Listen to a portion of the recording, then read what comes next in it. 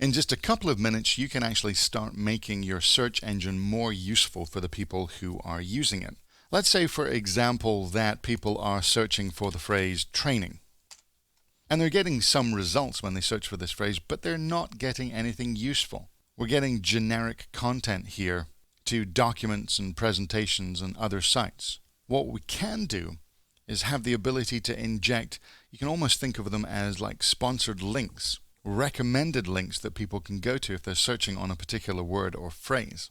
So right now we're getting a document come back here that doesn't seem to have anything to do with what we're looking for.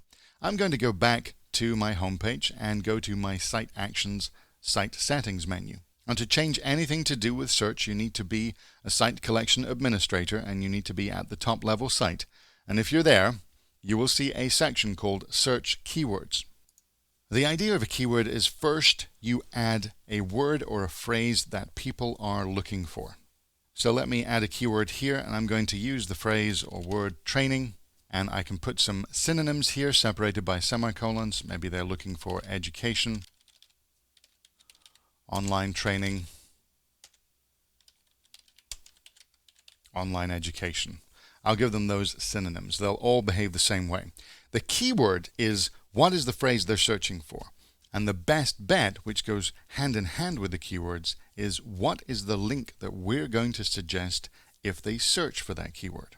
So I'm going to add a best bet. And the URL and the title are mandatory here.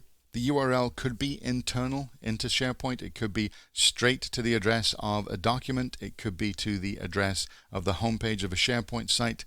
It could be to anything that's an accessible URL, or it could be even to an external site. Let's say I'm going to put in the address for lynda.com.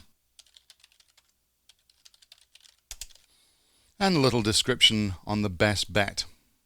You can actually have multiple best bets if you wanted to suggest 2 or 3 links.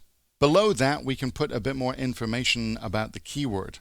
This will also appear when they search for that phrase. And just to show you the difference between the description we put for the best bet and the description we put for the keyword, I'm just going to put in, here is the description for the keyword.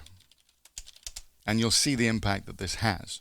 We can name a contact. So for example, if we only think that this word or phrase is going to be viable for a certain limited period of time, one example might be if you're doing product launches, you might only want this particular phrase to be useful for the first few weeks and to be launched on a particular date. I'm going to leave all of these things blank because I don't believe they're important for this situation.